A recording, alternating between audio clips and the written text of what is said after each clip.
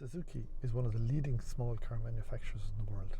The Japanese company dominates markets right across the Far East and into many areas of Europe in the small car sector. And this year it has launched a new slightly bigger car called the Baleno on the Irish market. The Baleno is what's called a B segment car, so it competes with cars like the Ford Fiesta and perhaps the Toyota Yaris. In a sense, it's a little bit bigger.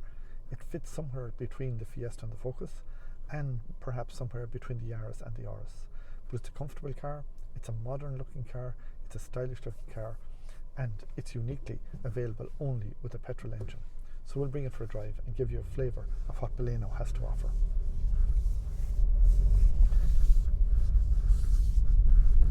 The new Baleno comes with a 1 litre 3-cylinder petrol engine. It's a lively little performer. It's got very good fuel economy and impressive power and torque. The engine power is quite impressive at 111 I should say, brake horsepower with 117 newton meters of engine torque. That's quite impressive for a small little engine. You'll notice the sound of the 3-cylinder unit at the lower revs and also at the higher revs when you push it on a little bit. But in the mid-range, somewhere between 1500 and 2,500 revs, it's barely noticeable from a 4-cylinder petrol engine. The important feature is its economy, and that's one of the areas that Suzuki is selling very strongly. They're reckoning it should be able to deliver somewhere close to 22 kilometres for every litre of petrol. That's about 64.5 miles to the gallon. Now, my own test drive didn't achieve that kind of performance, but was reasonably close at a figure of about 20, which is quite impressive for a little petrol car like this with lots of performance and good agility, generally good driving feel to it. But I think it possibly could do it at 6-speed. There's 5 speeds in the gearbox, and I found as I was getting onto motorway speeds, which I'm not driving on now, getting close to 120 kilometers an hour, I felt the revs are pushing too high, too close to 3,000 revs.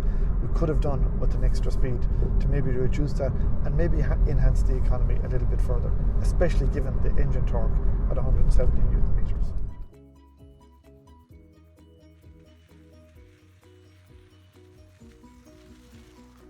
The nice features about the car is the nice layout here in front with a touchscreen system, and the fact that sat-nav and air conditioning and Bluetooth is all a standard part of the package within the car, as is the radar brake support system, which will actually apply the brakes even if you don't spot a collision. So there's quite a few safety features. There isn't a Euro NCAP rating on it just yet, but I expect it'll get a 6 or 5-star at least. It has all the features to allow it to do that. Driving wise, very good in terms of road holding and power performance. It's quite a comfortable car to drive. It does feel light, and that's no surprise because it's one of the lightest cars in its class. It's just over 930 kg overall car weight, which is quite a light car, even for a car in this class. Good seat adjustment. Overall, seat is a little bit short in terms of my legs here, but it's not for a bigger car driver, I would imagine. There's a bit of a footrest to the left for my left foot, and also there's good seat height adjustment. Personally, an important feature in many cars is the feel of the steering wheel, and Suzuki have used a nice grade material on the steering wheel, so it really feels comfortable. There's reasonably good leg room in the back. I'm in what I would call a fairly standard driving position, and that leaves good enough leg room. The boot space is kind of adequate, but I prefer it a little bigger. There's a neat little boot shelf to segregate your contents within the boot, but unfortunately there's no spare wheel, and that again is another setback. Overall, in terms of the appearance of the car, it's on 16-inch wheels. Probably could do with wheels a little bit bigger, but maybe it might take away from the car. I feel it just makes it look a little bit smaller than it needs to be.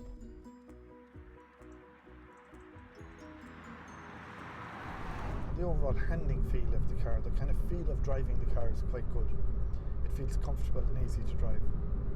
What I notice is when we go onto the smaller roads, where the surface is not quite as good as on a road like this, you will identify quite a bit of suspension feel.